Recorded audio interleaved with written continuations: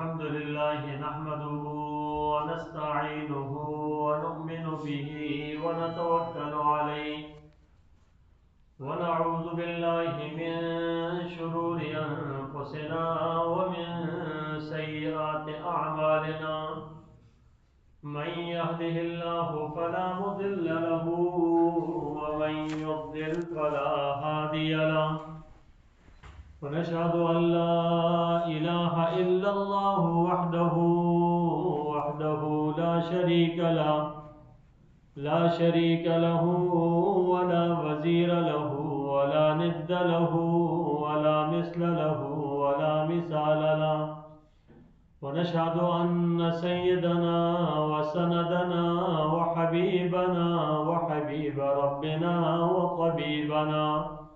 وطبيب قلوبنا سيدنا محمدا صلى الله عليه وسلم أرسله الله تعالى إلى كافة للناس بشيرا ونذيرا وداعيا إلى الله بإذنه وسراجا منيرا أما بعد فأعوذ بالله من الشيطان الرجيم بسم الله الرحمن الرحيم قل إن كنتم تحبون الله فاتبعوني يحببكم الله صدق الله العظيم وبلغنا رسوله النبي الأمي الكريم ونحن على ذلك من الشاهدين والشاكرين والحمد لله رب العالمين اللهم صل على سيدنا محمد وعلى آل سيدنا محمد وبارك وسلم اللهم صل على سيدنا محمد وعلى آل سيدنا محمد وبارك وسلم اللهم صل على سيدنا محمد وعلى آل سيدنا محمد وبارك وسلم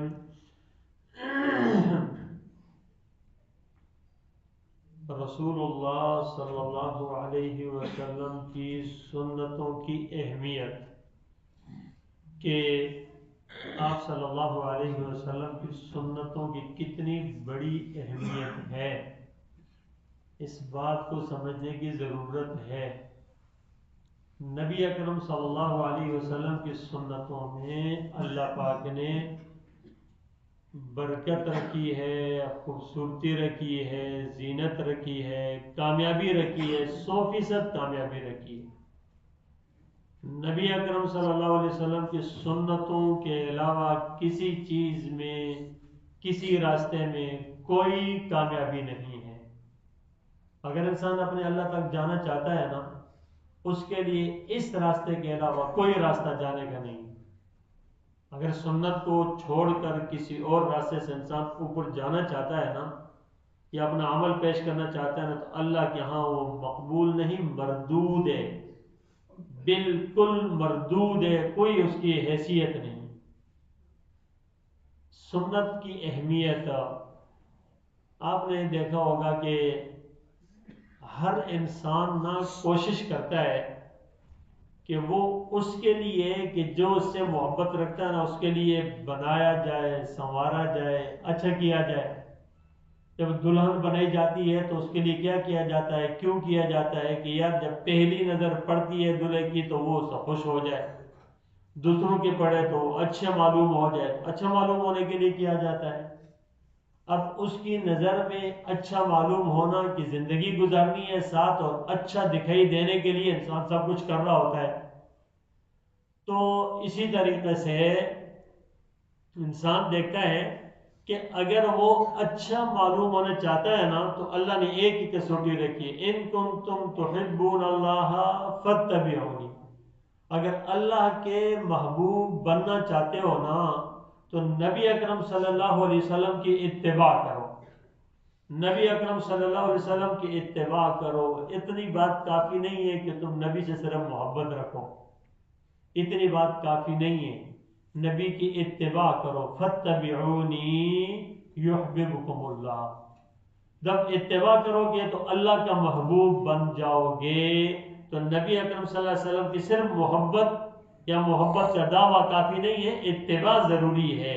اللہ نے اتباع کا لفظ فرمایا، فاتبعونی یحببکم اللہ، پھر اللہ کا محبوب بن جاؤ گے۔ آپ صلی اللہ علیہ وسلم نے اس مسئلے کو نا اتنا واضح کر کے بتایا کہ میں نے تمہارے درمیان ترکت فیکم امرین، میں نے تمہارے درمیان دو چیزیں چھوڑی ہیں، دو چیزیں چھوڑی ہیں، اور فرمایا کہ لن تزلوا ما ان تمسکتم بہما، اگر تم ان کو مضبوطی سے پکڑو گے نا تو کبھی گمراہ نہیں ہوگے، مضبوطی سے پکڑو گے کبھی گمراہ نہیں ہوگی۔ ایک چیز فرمائے کتاب اللہ و سنتی، ایک اللہ کی کتاب ہے، دوسری سنت رسول صلی اللہ علیہ وسلم۔ اللہ کی کتاب کو ہم سنت کے بغیر سمجھ نہیں سکتے، اللہ کی کتاب کو سنت کے بغیر نہیں سمجھ سکتے۔ اگر اللہ کی کتاب کو سنت کے بغیر سمجھنا چاہیں گے تو گمراہ ہو جائیں گے، سمجھ نہیں آئے گی، کیوں سمجھایا ہے آپ صلی اللہ علیہ وسلم نے، اس کے علاوہ کون ہے سمجھانے والے بتانے والے، تو ساری تشریح تو آپ صلی اللہ علیہ وسلم کی۔ تو فرمایا کہ میں نے دو چیزیں چھوڑی۔ اب آپ صلی اللہ علیہ وسلم نے جس طرح فرمایا کہ مجھے دیکھتے رہو، کام کرتے رہو، تم کامیاب ہو جاؤ گے، جس طرح آپ نے فرمایا کہ میں ایک نماز ایک فریضہ ہے نا، عبادت ہے، فریضہ ہے، تو فرمایا کہ تم نماز پڑھو، تو نماز کے اندر ہم کیا کرتے ہیں، رسول صلی اللہ علیہ وسلم کی اقتداء کرتے ہیں۔ اب آپ صلی اللہ علیہ وسلم تو اب نہیں ہے نا، لیکن آپ صلی اللہ علیہ وسلم نے ایک جامع صفت دے دی کہ بھئی امام ہو، مقتدی ہو، تو تم کس کس طریقے سے جو ہے نا اس کی پیروی کرو۔ آپ نے اس کے لیے ایک جملہ فرمایا، صلو کما رأیتمونی اصلی، تم نماز پڑھو ایسا جس طرح مجھے دیکھ رہے ہو اسی طریقے سے پڑھو۔ اب یہاں ہم غور کرتے ہیں تو حضرت فرماتے ہیں کہ دیکھیں، امام جب اللہ اکبر کہتا ہے تکبیر تحریمہ تو مقتدی بھی اللہ اکبر کہتے ہیں، اس کے بعد امام نے قرات کی اور جس وقت رکوع میں جا رہا ہے تو تکبیر کہتا ہے تو لوگ رکوع میں چلے جاتے ہیں۔ جتنا بڑا مجمع ہو، جتنی بڑی جماعت، حرم شریف کو لے لیں، ایک بڑا مجمع ہے، امام تو نظر بھی نہیں آتا، تو اس کے پیچھے اللہ اکبر ہوتا ہے تو سارے کے سارے رکوع میں چلے جاتے ہیں، پھر سمع اللہ لمن حمدہ کا لفظ ہوتا ہے تو سارے اٹھ جاتے ہیں، اور اس کے ساتھ ساتھ اسی طریقے سے تکبیرات میں سجدے میں گئے، سجدے سے اٹھے، پھر اس کے بعد دو رکعتیں ہوئی، پھر بیٹھ جاتے ہیں، تو اسی کے ساتھ ساتھ سب کچھ کر رہے ہوتے ہیں۔ اب اگر کوئی آدمی اللہ اکبر کہنے کے بعد ایک امام جو ہے نا وہ سجدے میں جا رہا ہے اور یہ اللہ اکبر کہنے کے ساتھ اٹھ رہا ہے، یا اسی طریقے سے وہ سجدے سے اٹھ کے بیٹھا تو یہ اٹھ جو سجدے میں جا رہا ہے، تو ساری دنیا سمجھتی ہے، یہ حکم لگاتی ہے کہ یار اس نے امام کی اقتداء نہیں کی، امام کی اقتداء نہیں کی، اس کی نماز ٹھیک نہیں ہے، اس لیے کہ اس کی امام کی اقتداء اس کو نہیں ملی، امام کی اقتداء نہیں ہوئی۔ تو ظاہری صورت بھی باطنی معنی بھی یہ دونوں چیزیں جو ہے نا مشابہت ضروری ہے۔ جہاں ہم آگے سے نہ اس کے اوپر دلیل لیتے ہیں نہ اور کچھ ہے، جس طرح اللہ اکبر ہے تو اسی کے مطابق رکوع ہے، سجدے سب کر رہے ہوتے ہیں نا، تو یہ پیروی ہے امام کی، یہ پیروی ہے رسول اللہ صلی اللہ علیہ وسلم کی، ہمیں وہ طریقہ آپ صلی اللہ علیہ وسلم نے بتایا اسی طریقے سے ہم کر رہے ہیں۔ یہاں اگر ہم نیت کے اعتبار سے بھی خراب ہوں گے، یعنی نیت بھی ہماری مخالف ہوگی امام کی نا، تو نماز نہیں ہوگی۔ مثلا امام نماز پڑھا رہا ہے اور وہ عصر کی، اور کوئی آدمی پیچھے آ کر آ جاتا ہے اور نیت کرتا ہے زور کی نماز کی، تو اس کی نماز تو بالکل ہی نہیں ہوگی، امام کی اقتداء تو دور کی بات ہے، نماز ہی نہیں ہوگی۔ یہ تو اقتداء کر رہا ہے، وہ تو زور کی اور وہ پڑھا رہا ہے عصر کی، تو اسی طریقے سے اگر نیت کی مخالفت ہوگی تو پھر بھی نہیں ہے۔ اگر جو ہے نا اس کے اندر آگے امام ہے وہ کوئی نفل کی نیت کی ہوا، پیچھے کوئی فرض والا کھڑا ہو رہا ہے، پھر بھی نماز نہیں ہوتی، کیونکہ مطابقت نہیں ہے۔ تو یہاں مطابقت کا ہونا ضروری ہے کہ ظاہری طور پہ بھی معنوی طور پہ بھی، تب جا کر اس کے پیروی کے لائیں گے نا، ویسی تو نہیں ہوگی۔ تو یہاں اس روشنی میں پھر یہ فرماتے ہیں کہ آپ صلی اللہ علیہ وسلم نے ظاہر کے اعتبار سے ساری امت کو یہ ایک درس دیا کہ جب آپ امام کی اقتداء کر رہے ہیں اور آپ نے فرمایا صلو کما رأیتمونی اصلی، تو اب سارے کے سارے دین میں یہ صرف ایک نماز نہیں ہے، یہ تو ایک جز ہے، تھوڑا سا ایسا سارے کے سارے دین میں ہم نے دیکھنا ہے کہ رسول اللہ صلی اللہ علیہ وسلم جس طریقے سے کرتے ہیں ایسا کریں گے تو تب جا کر کامیاب ہوں گے، اگر ایسا نہیں ہے تو کوئی کامیابی نہیں ہے، کوئی کامیابی نہیں ہے۔ یہ اصل ہے اتباع، اور جب یہ اتباع نہیں ہوگی تو پھر بھی اس کے اندر ایک چیز بتاتے ہیں، ان کنتم تحبون اللہ فاتبعونی، یہاں یہ فرماتے ہیں حضرات کہ آپ صلی اللہ علیہ وسلم کی سنتوں کی اتباع، اس کے لیے پہلا جز ہے انسان کی کیا ہے؟ محبت اور اطاعت۔ محبت بھی ہوگی، اطاعت بھی ہوگی، تب جا کر اتباع کہلائے گی۔ محبت بھی ہوگی، اطاعت بھی ہوگی، تب جا کر یہ متبع سنت کہلائے گا۔ اگر ایک انسان کی محبت نہیں ہے تو پھر تو ہے ہی نہیں، معاملہ ہی نہیں۔ آپ صلی اللہ علیہ وسلم سے محبت نہیں ہے تو کیا رہ گیا پیچھے؟ تو میرے پیارو، محبت کسے کہتے ہیں؟ یہ فلسفہ تو میرے خیال سے آج کے زمانے میں بھی سمجھنا بڑا آسان ہے، ہم سمجھ سکتے ہیں کہ محبت کسے کہتے ہیں۔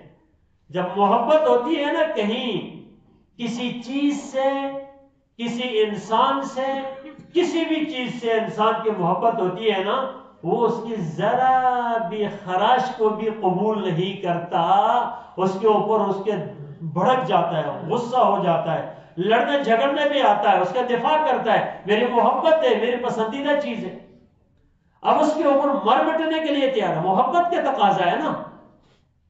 آپ اندازہ کریں، آپ نے اگر درزی کو جا کر جو ہے نا اپنا ایک ویسٹ کوٹ بنانے کے لیے دیا کہ یہ بنا دے، اور ناپ دیا آپ نے، پورا سائز دیا، جب آ کر آپ جا گئے اسے دیکھا کہ اس نے بنایا ہے لیکن کسی نے اس کا جو ہے نا گلا تنگ کر دیا ہے، یا ایک طرف سے اوپر دوسرے طرف نیچے کر دیا، یا تنگ کر دیا، یا کھلا کر دیا ہے، سچ بتائیں سارے بیٹھے ہوئے کوئی اس کو قبول کرے گا؟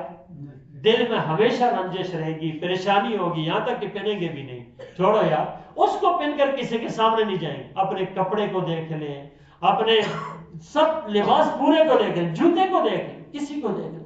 اللہ اکبر کبیرہ، ہم اپنے آپ کو کس آئینے میں آپ صلی اللہ علیہ وسلم کے سامنے پیش کرنا چاہتے ہیں؟ آپ نے زندگی گزاری ہے، اور آپ نے پوری زندگی کے اندر اپنے صبح سے لے کر شام تک زندگی کے سارے نظام، بیوی، بچے، ماحول، معاشرت، کاروبار، تجارت، حکومت، سب چیزوں کے اندر آپ نے مکمل ایک ضابطہ دیا ہے۔ لہذا محبت کا تقاضا یہ ہے جیسا جیسا کیا ویسا ویسا کریں، تب جا کر آگے جا کر کام بنے گا، اور یہاں پر مہر لگے گی اس بندے نے مکمل پرفیکٹ بالکل ٹھیک کیا ہے، یہ سنت کا نمونہ ہے، لہذا اس کو جانے دو، اس لیے کہ سنتوں کے مطابق آیا ہے۔ آپ دیکھتے ہوں گے ایک برانڈڈ کمپنی اگر کوئی چیز بناتی ہے نا تو اس کے اوپر اسٹیمپ لگا دیتی ہے، یہ بھائی بالکل ٹھیک ہے، صحیح ہے، اس کے اوپر میری کمپنی، میرے اس پر کوئی اثر نہیں پڑے گا، جہاں بھی جاتا ہے مہر لگی ہوئی ہے، ٹھیک ہے بھائی ٹھیک ہے۔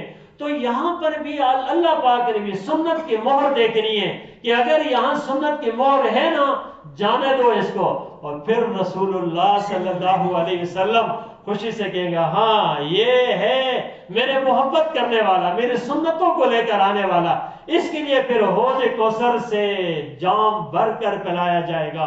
آپ صلی اللہ علیہ وسلم فرمائیں گے یہ ہے میرا امتی، یہ میری سنت کو لے کر آیا ہے، اور اس کے لیے پھر جو ہے لبالب جام بھر کے پلائے جائیں گے، خوشی ہوگی۔